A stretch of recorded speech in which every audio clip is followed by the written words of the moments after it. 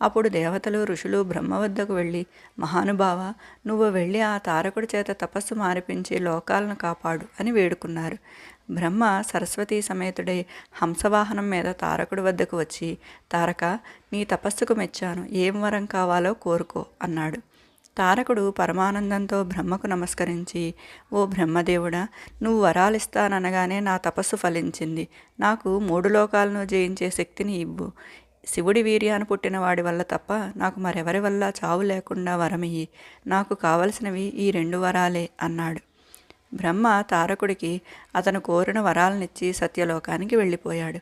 తారకుడు తన రాజధాని అయిన శోణిత పట్టణానికి వచ్చి తాను బ్రహ్మ వల్ల పొందిన వరాలను గురించి తన తల్లికి, తమ గురువైన శుక్రాచార్యుడికి చెప్పి త్రిలోక దిగ్విజయానికి ముహూర్తం నిర్ణయించమని చెప్పాడు.